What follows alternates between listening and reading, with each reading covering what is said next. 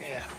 What color are they? Randy speaks with more authority, Oh, yeah. right? How many babies you Got 4 now. have? I think so. Just ready. All right, we'll go ahead and turn those on. We'll go ahead and call our regular meeting of the Wayne County Board of Education to order. It is 6 o'clock. If you'll stand, we'll say the pledge. Randy will give you the honor this evening. Get up. Got it? Got it? Got Okay. I pledge allegiance to the flag of the United States of America and to the republic for which it stands, one nation, under God, indivisible, with liberty and justice for all. There. Good. All right, let the record show that all board members are present in person except for Johnita, who is joining us by phone this evening. Yes, I am. First Hi, item. Johnita. Hello, how are you all? Pretty good. Great. All right. First item on our agenda is a public comment on our school calendar for 26-27. Yeah, tonight's the second scheduled hearing for receiving public comment on the 2026-2027 school year calendar. Is anybody here to address the calendar? Seeing that nobody is, None? we can move on. Okay, no comment. No comments. Any recognitions this evening? No recognition. No recognitions. Sorry, go ahead. Okay. Crum Middle School boys basketball county champs again, Oh, okay. and I feel like I'm forgetting something. Is there something else, Mr. Alexander? Girls, The girls were Buffalo. Buffalo. Buffalo, but that was it. Buffalo medal. So congratulations to those two middle school teams. Sure. All right. Moving on to our presentations this evening, measuring success with Nikki Steck. New data for you all this evening.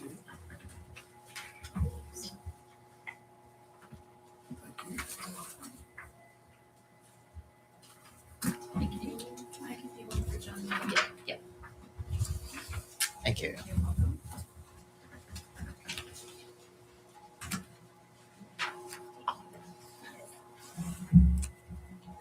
Okay, so the first big update, you can see on page 2, we took our state benchmark number 2 in January. So that's all of our students that take the GSA in the spring. So that's all students in grades 3 through 8. And there's a lot of data on page 2 here. So the top is last year's data because we like to have something to compare to. So as we see how we're growing this year, you can check that with how we grew last year. So the top up there, that's all of our data from last year for ELA broken down by grade level. It's also broken down what's highlighted gray, that's all students in that grade level. And then below that, it's broken down into our students with 504 plans and our students with IEPs. Because we're really trying hard to close those gaps in academic achievement between our students with disabilities and our overall student population. So on the bottom, that's where we'll focus our attention. This is this year's ELA data, and it's broken down into those performance categories. This is the same way students can score when they take the GSA. So the red is does not meet standard, the yellowish color is partially meet standard, the green is meets, and the blue is exceeds.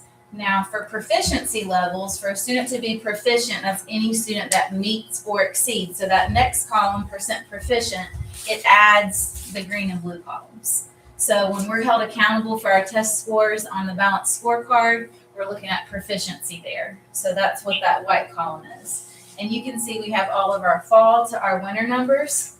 And in that very last column for growth, that is simply growth in proficiency. So if a student is growing and they've moved from does not meet to partially meets, that's not reflected in that growth number. But you can see here. So starting at 3rd grade, currently for the winter, we are at 27% proficient. So that's a 22% gain from the fall, which we started at 5%.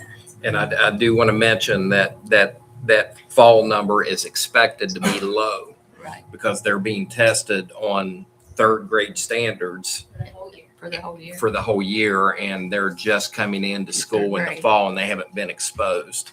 So this is a way to measure growth. And this test, it's not required by the state, but we require it as a county for what Mr. Alexander's saying.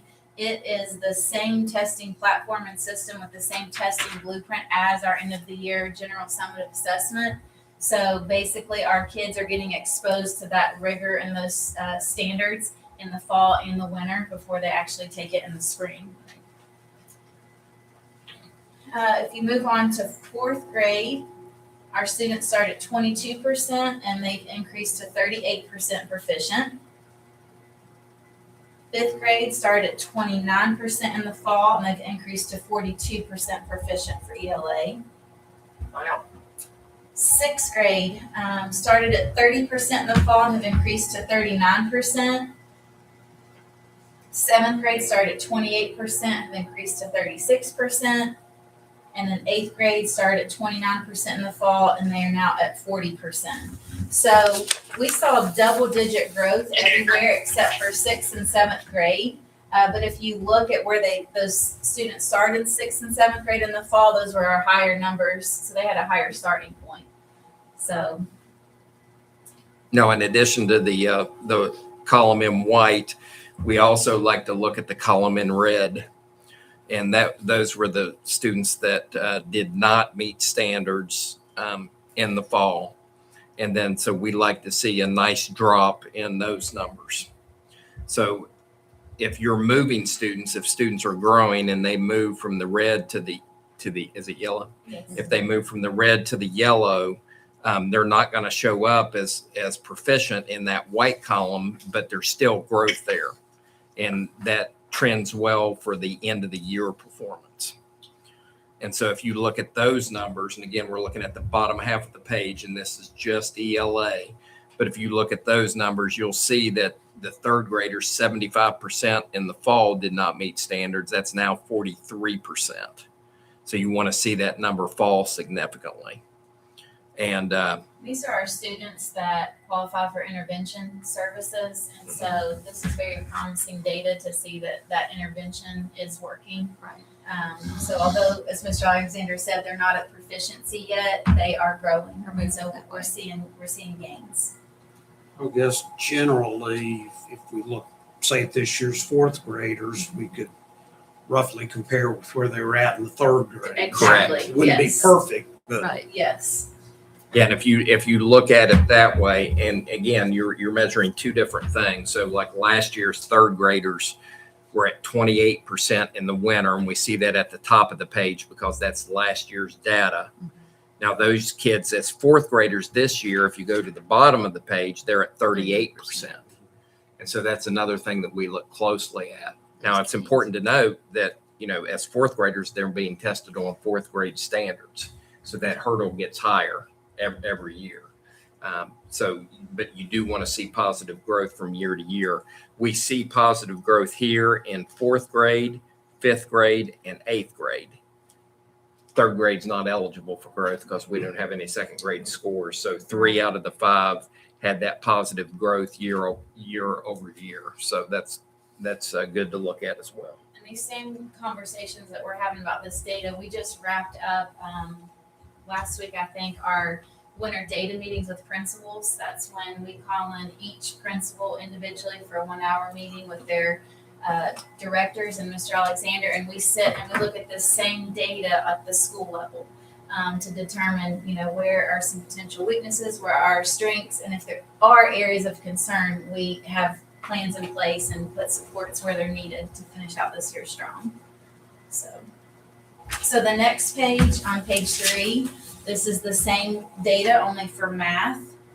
And just overall, I feel this math data is very positive. So if you're looking down there at the bottom for this current data, third grade started at only 2% in the fall, and they are now at 31% proficient.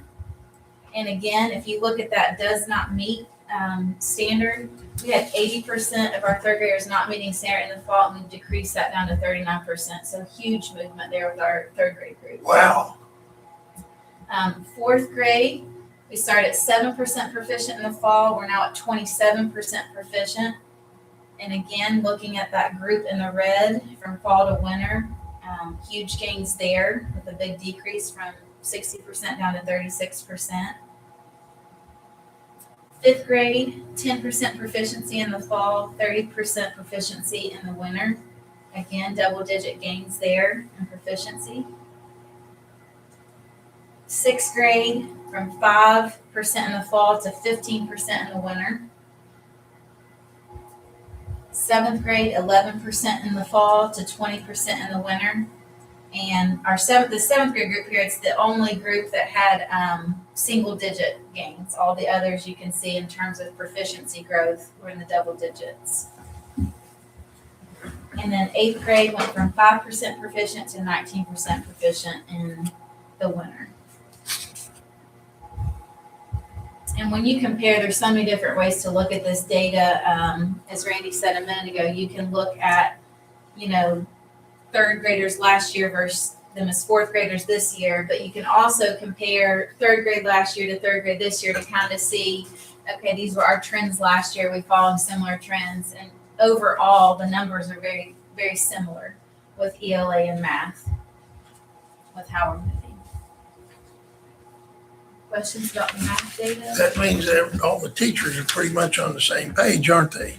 Yes. Everybody doing their job and Your 504s are doing, your progressing. IEPs are also That's progressing as well. encouraging. That really is. And then the next page, page 4, this is our science data. And keep in mind, we only test science with our 5th grade students and our 8th grade students. But those tests are grade band assessments. So just like on the West Virginia General Summit Assessment, our 5th graders are tested on 3rd, 4th, and 5th grade standards on that test. And 8th graders are tested on 6th, 7th, and 8th grade standards. So currently, our 5th graders, they went from 19% proficient in the fall to 35% proficient in the winter. Interesting enough, last year's group of 5th graders, we were also at 35% proficient in the winter. So similar trends there. Our current 8th grade group went from 22% proficient in the fall to 32% proficient in the winter. And that's actually a little bit higher than our 8th grade group last year in the winter. So that's positive. So, we encourage our principals and our teachers to look at this data and break this down by their students, see where their students are moving. The data team that I lead, we create templates, and one thing a lot of our teachers do is they do the same data, but they are putting actual students in each of those categories, and they look to see, they put student names and they see, which students are in this category, which are in this, and how many points do they need to get to that next performance level. And it helps them see where their students are growing, where they're struggling. And within that, we also, in our platform, have other tools for daily formative assessments they can do. And we really push that. And a lot of our teachers have really bought into that, and they're using those tools to help prepare these students. Our summative assessment test window, that will open up on May 4th. It goes May 4th to the 22nd. The majority of our schools will test that week of May 11th. And next week is when I will train principals at principals meeting for their test training. And then on our next PL day, which I believe is March 11th, our administrators will train our teachers for that, to prepare for that test. Then when you move on to page 5, this is our high school data. If you remember last year, we piloted a new program based off feedback from our teachers and principals for several years. They were wanting assessments that were more aligned with the SAT. And so last year with 11th graders, we piloted what was called Horizon assessments. And because it worked so well and we got such great feedback, we expanded that this year. And all of our students in grades 9 through 11 are doing those assessments. But Horizon was bought out by Progress Learning. So it's the same test, it's just under a different company name now. But you can see here, all of our 9th grade students took a PSA 10 8-9 practice assessment. They took it in the fall and in the winter. And We don't have a lot of data yet because it's our first year doing it. So we're going to have to, as a county over the next several years, track our trends like we have with our other tools. You can see for ninth grade, our math scores took a significant increase. They went from 29% meeting benchmark in the fall to 37% in the winter. However, our reading and writing had a slight decrease there. So this is something that with time, we're just gonna kind of have to figure out, is it the time we're taking the test or what is it with the test? It's just gonna be a learning process. Then when you look at PSAT 10, all of our 10th grade students took this assessment, and both reading and writing increased, with reading having a huge increase in proficiency, going from 35% to 55%. And then our 11th grade students took an SAT practice assessment. Again, we saw that slight decrease in the reading and writing, but we saw a huge increase in the math from 14% to 29%. And these students, our 11th graders, they'll be taking the actual SAT school day assessment on April 16th. So our teachers, they're looking at this data and they're using it to drive their instruction and preparing for that test. Are all of our high school students able to participate in this? Because I know we have a lot of off-campus. Yes, so this is what replaced, so in years past, we made sure that all of our students took the Renaissance assessment, Star Reading and Star Math, and this is what replaced that for them. So they no longer take those assessments unless they're receiving intervention, and they're taking these. And what they did for each of these tests in the fall and the winter is they essentially shut the school down like they would for SAT school day, Okay. and they created the whole testing environment that they do on test day for SAT. So that helped put the importance on it. It made students feel those testing norms. Right. And so, We got a better yes. group of people. A larger group, I guess is what I should say. A larger group of. And this platform, it also, there's a lot of tools within it that teachers can use. Students can go in there once they've tested, and students can go in themselves, and it gives them a pathway of practice problems. So even if their teacher doesn't assign it, if I'm a student and I want practice to prepare for these tests, I can go in at any time and practice that on my own. But the teachers can also go in and assign things to them to use as part of their instruction. And we've received really great feedback from that. On our last curriculum development day, we had a virtual training session with someone from Progress Learning, and they provided PD to our teachers and just gave them another crash course and showed them how to get into their data and how to use that to assign assignments. And it's been really positive so far. I look forward to doing this over several years so we can track those trends and see why potentially we have some decreases in proficiency there from fall to winter. And then, of course, when we take the actual SAT test, we'll compare these scores to that and see how well it aligns. And then if you turn to page 6, this is our instructional reading levels that are pulled from Renaissance Learning through the STAR reading test, which is why you only see 2nd through 8th grade. I do want to remind you, it says there in red that this year's data reflects percentage of students with an instructional reading level score of 1 grade level below or higher. So last year when we were calculating instructional reading levels, if we were looking at a 3rd grade student, we were looking at a instructional reading level of 3.0 and higher. But per guidance from the state, they said you can actually look at 1 grade level below and higher. So that's why this year's numbers are higher than last year's, because it's 2 different types of data. This year when we're looking at it, when you're looking at, for example, 5th grade, you're looking at students who have a 4.0 instructional reading level and higher. So whatever the grade is, you're looking at that instructional reading level of 1 grade level below or higher. But you can see here from fall to winter, we had growth across all grade levels. Second grade, 63% in the fall to 69% in the winter.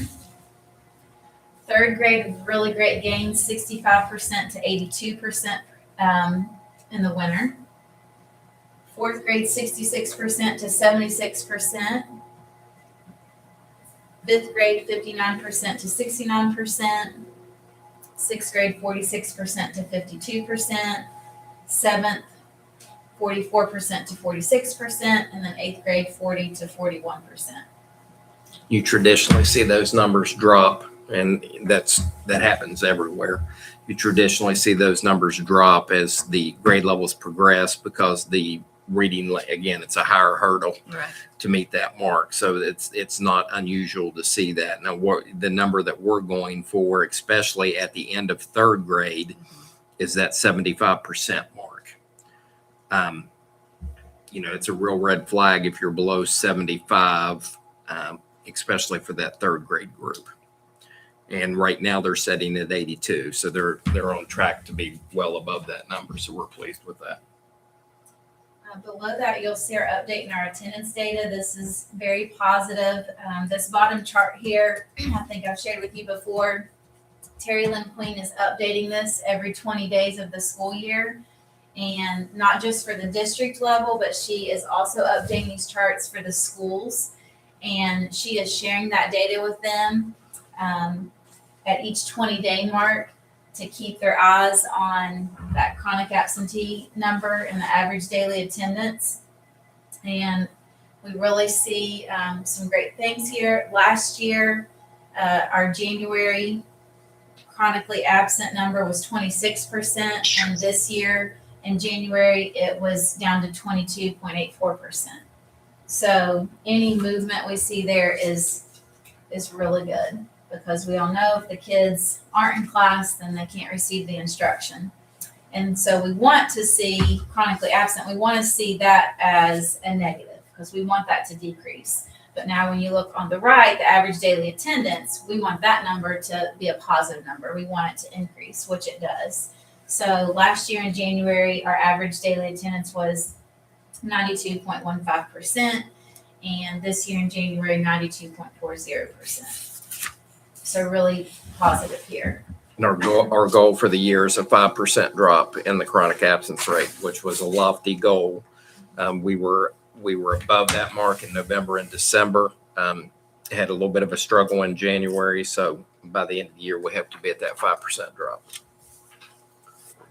On page 7 at the top, this is Joe ran these numbers for me this morning, our staff percent chronically absent. So I compared it to last year, and interesting, last year in February, our staff was 14% chronically absent, and it's the same for this February, which was interesting. And that's broken down to professional and service, you can see there. And that includes medical leaves and Everything. legitimate reasons as well. And then the last thing to share is our walkthrough data for February. And of course, you all know the weather's been crazy, and so we've had days out. So that's why our number of walkthroughs is much lower. So I ran this morning. So as of today for February, we have 148 walkthroughs documented. Although that number is much lower, the really positive thing here is when you're looking at think ratio, you want to see the majority of that percentage there in high think ratio. And you look, we had 38% marked high think ratio, which if you look across there, that's the highest number we've seen for high think ratio. And then for low think ratios marked, we had 9%, which was the lowest number we've seen all year. So although we have fewer walkthroughs documented, the data from them is very, very positive. And you're going to see that same trend with our participation ratios, which that's our level of visible student engagement. Walkthroughs marked low participation ratio was just at 1%, which is fantastic. And if you look, those marked high was up to 70%, which again was the highest number we've seen. So good quality instruction is taking place during these walkthroughs. And that's all I have tonight, unless you guys have any questions. Oh, looks like it's trending in a good direction. Encouraging. Thank you. Thank you. Thank you. Thank you. Thanks, Nikki. All right. On to our good news. Of course, we mentioned earlier, but Crum and boys and Buffalo Middle girls are county basketball champions this year. So that was exciting. I saw a lot of Facebook posts. It must have been some pretty exciting games. So anybody else with any other good news? I think the regional basketball girls and tournament is starting. Is it this week maybe? So regional play is starting. We had one of our academic competition teams that placed in Marshall's competition, third place. I saw that. I believe it was Wayne High School. Yeah, I saw one Buffalo's robotics team. I think they qualified 3 for the state competition. I don't know if anybody else has any other teams are going, but I thought that was pretty impressive. I know CK mentioned they were going to one, but I don't know how that turned out. Yeah, they qualified more teams. Did they? Yeah, they had texted me and said that they had I qualified think more we teams. got a lot of kids from different schools. Yeah. Perfect. All right, moving on to our informational items. Special board meeting on Tuesday, March the 3rd, beginning at 4 at Kellogg. And then we'll move to Vincent Middle School at 5:15. Regular board meeting on Tuesday, March the 10th, beginning at 6 here in the conference room. Special board meeting on Tuesday, March the 17th, beginning at 4 at Crum PK8. And then we'll move to Tulsa at 5:15. And then finally, a regular board meeting on Tuesday, March 24th at 6 o'clock here in the conference room. Everybody good with those dates? Should be good as long as we don't, old man winter doesn't get Right. us again. No more snow or ice or whatever. All right, we can move on to our construction project updates. Yeah, you have a document in front of you. And Johnita, I would have emailed this to you, but the size of the document wouldn't let me, so I'll save you a copy here. Okay, thank you. But we had a meeting going over the school, and I would encourage you, I've got the full plans as they stand now, or in the Kitchen. lounge area over here. You can get a look at the layout for the school, but these are just some of the documents that were shared with us on the interior finishes. So we're going to go with polished concrete on the floors, similar to what was put in at Crum. Those last forever. Mm-hmm. And so we would like to go with those, and you see the kind of design that's going to be put in. You also see the layout, for example, for the boys and girls restrooms.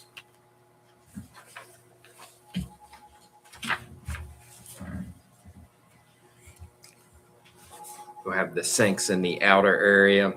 There'll be resinous flooring in those restrooms. They give you an example of the sinks there. So one of the sinks dips down lower, so it's ADA accessible. Then you see the tile layout for the bathroom floors. And then there will be wall tile as well. Next page is look at the cafeteria. And again, there will be 2 cafeteria spaces that are divided by that wall that's shown there in the middle. That'll be a portable wall in case the school wants to hold any large events. That wall will retract. But the 2 spaces will be divided up, and that's the dividing point really between the 2 schools. And then the baffles you see at the top are acoustics. And then on the left, you'll see the colors of the ceiling baffles. Food service area, the kitchen will have resinous flooring in it.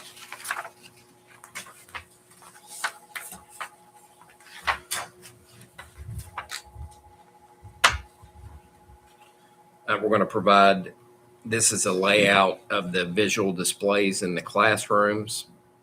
So they will have Promethean boards that will install, just like the ones that we currently have in the schools, the one that's here in the boardroom.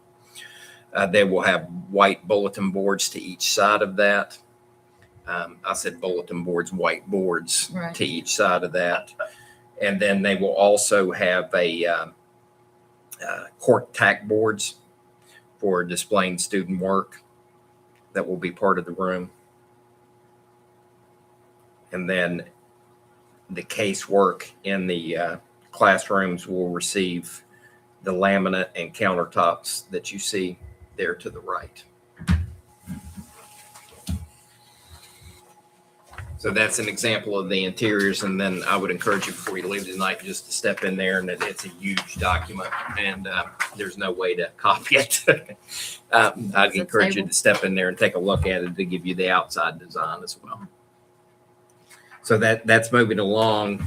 They have the construction documents. So they did the original design document, submitted to the state, took comments, and they have now submitted the construction documents to the state. So we're hoping within 3 weeks to have approval to take this out for bid. Great. Great. Moving along slowly but surely. And then the second thing I wanted to mention, we're putting new bleachers down at the Wayne High School baseball field and at the softball field as well.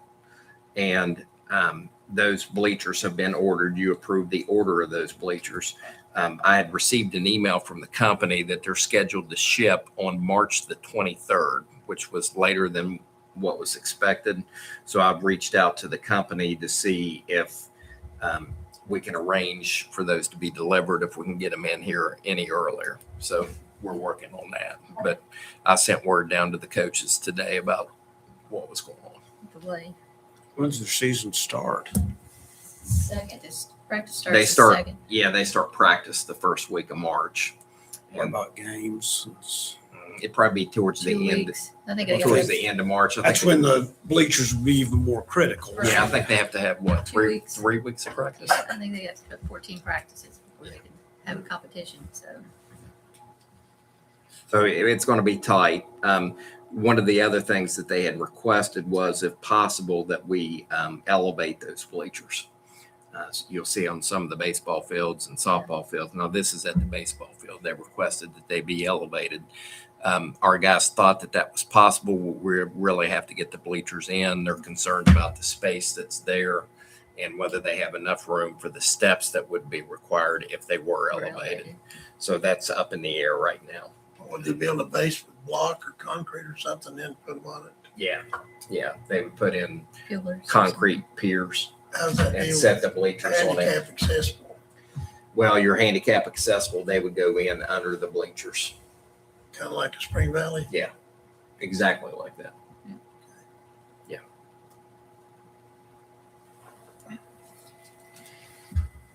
At least we're getting them in. That's good. All right. Anything else? That's it. Delegations, I don't think we have any this evening. So we can move on to our budget workshop.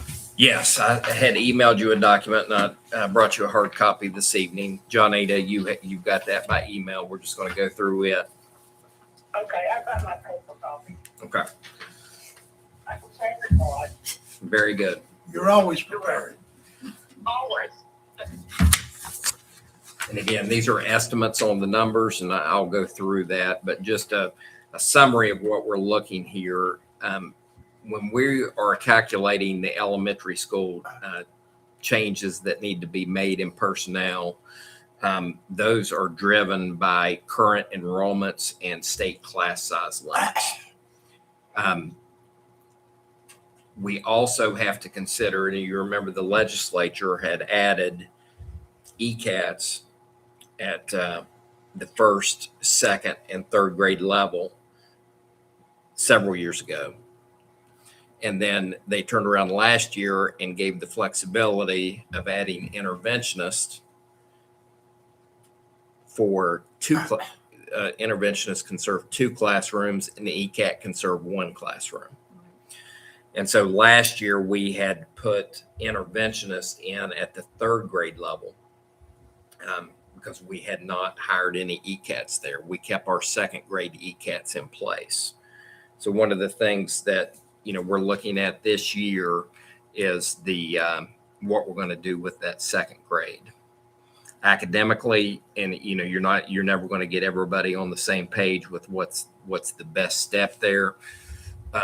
but academically, the recommendations that have come to me almost by and large have been a significant percentage have been that we think that we can do more with academic performance with interventionists in those places.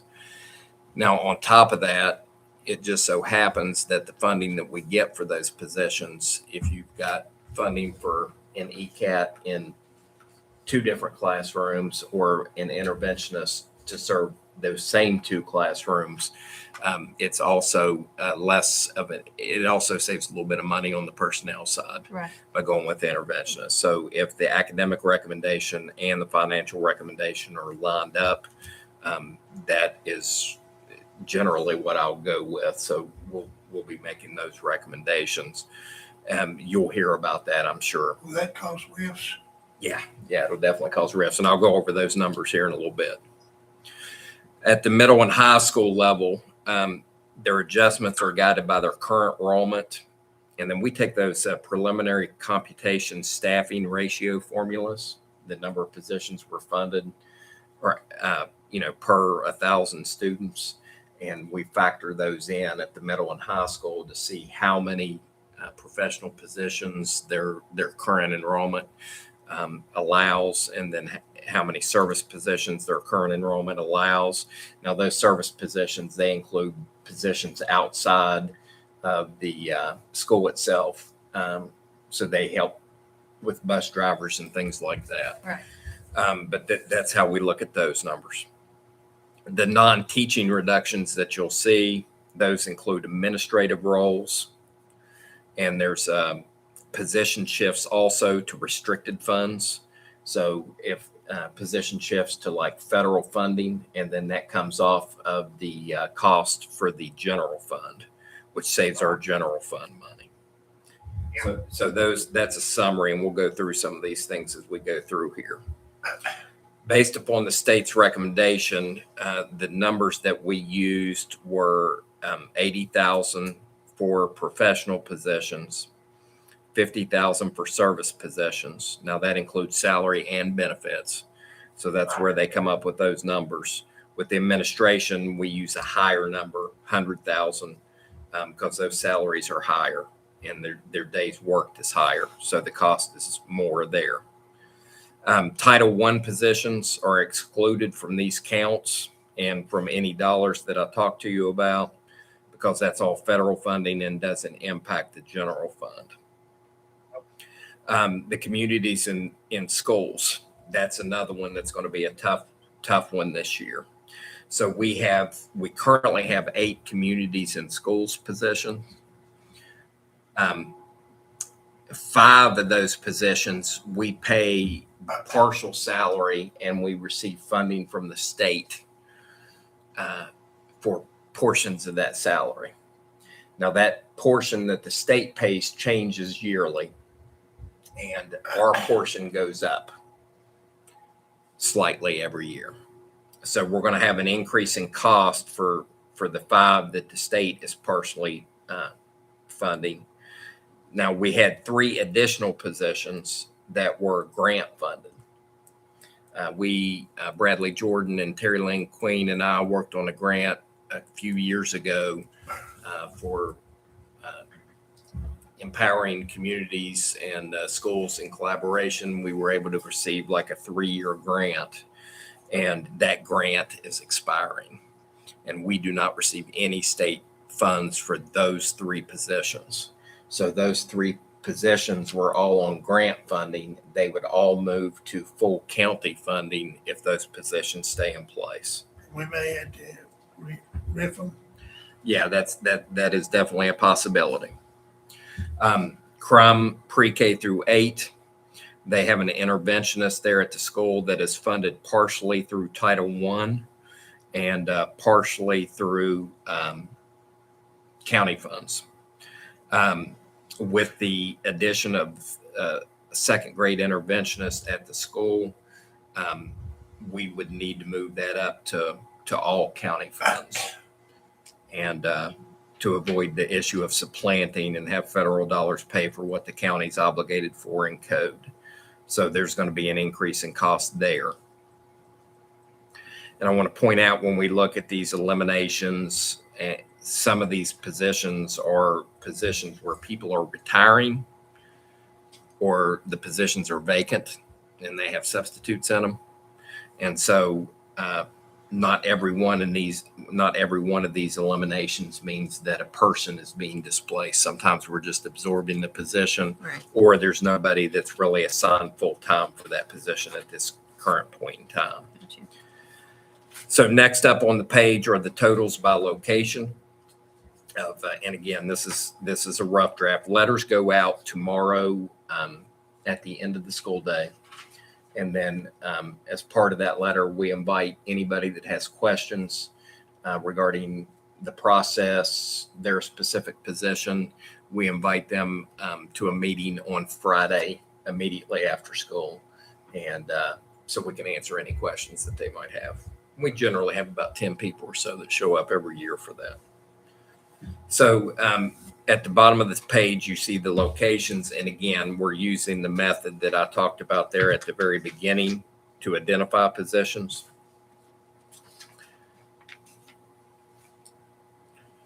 Page 2 continues.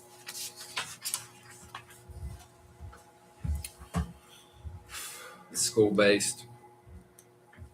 Tulsa and Wayne High were the two highest over on the personnel ratio from the state as far as positions go.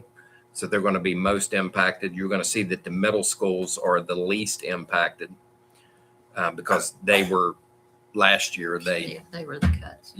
They had quite a few cuts last year. So they're pretty much in line with where they need to be. Of course, you have on here, there's also significant cuts at Genoa and Dunlow because of those schools closing. At the bottom of the page, you'll see non-instructional positions. So these are administrative positions, or what would be considered central office services. You see some itinerant positions. So those are positions that are non-classroom, in some cases, non-classroom teaching positions. Let me rephrase that. They work with students, but they don't work with students at one particular site. They might be at, multiple sites. Gotcha. If you go to the next page, those numbers equate using the numbers that the state recommended. Those numbers equate to the budget impact by site. So you have the budget reductions. If positions are being added, which can occur. So for example, if there's a reduction of ECATs, then there's going to be an increase in interventionists. So you're going to have some additions. So that second column that we were just looking at was professional additions. And sometimes it's just caused by enrollment in one particular grade level being higher or lower. There's also service additions listed.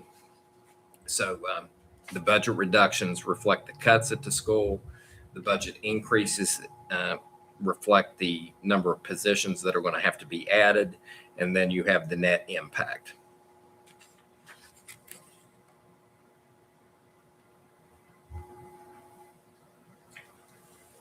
And, the biggest net impacts are going to be the school closures.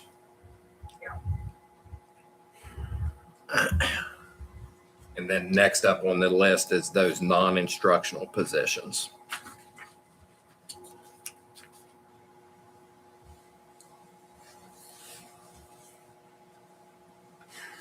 Okay, going to the last page. So you're going to see an estimate there. And again, that's using the state's numbers. You're going to see an estimate of 4.7 million in reductions. Now, as we talked about before, our target number was 4.2 million. Right. So that gives a little bit of a cushion there. I've also had it broken down into levels. So you're going to see our largest percentage of staff are at the elementary level. So you see the amounts at each level.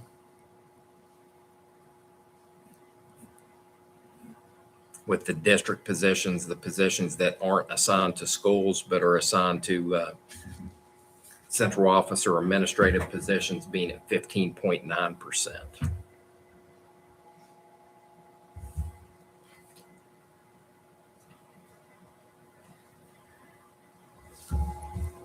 Okay, so going back, talking about our targets. So we had a rough amount of we have a draft number of 4.7 in personnel savings projected. The budget savings, so these are positions that are shifting funding sources away from the general fund to restricted funds. That's going to be a $350,000 impact. We had already talked about contracts. We made some reduction in contracts, so that's going to save us about $197,000. Utility cost, including the closure of Genoa and Dunlow, have increased to $119,000 estimated. So the total identified improvement is at $5.3 million. And so with the state numbers, the estimates showing that we have about $1 million cushion there. Okay. Now I do want to say Jeb's been working through these numbers, and Jeb is back with us. He's had knee surgery and he's moving around pretty good now. But Jeb has been working through these numbers, and he thinks that our average salary numbers are a little bit lower than what the state is using for the calculations.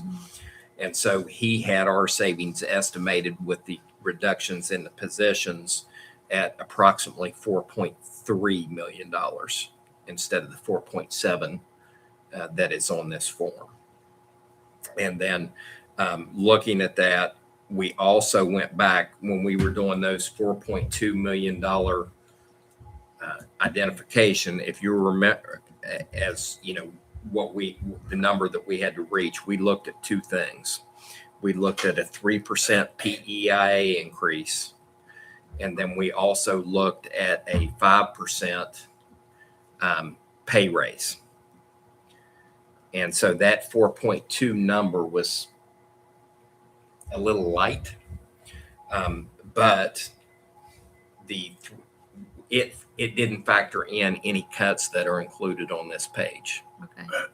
So those numbers were factored on. If we didn't cut any positions, what would the cost go up? So Jeb has went back today and redone those based upon the numbers presented to you tonight regarding the cuts, and that lowers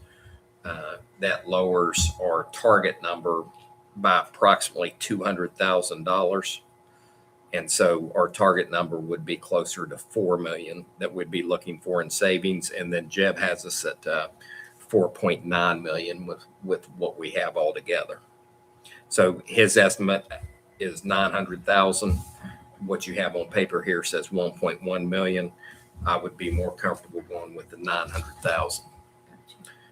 And of course, anything that is extra that is saved will go to increase the general fund balance, which needs to happen. And then on the bottom of the page, you have the effect on the positions over formula.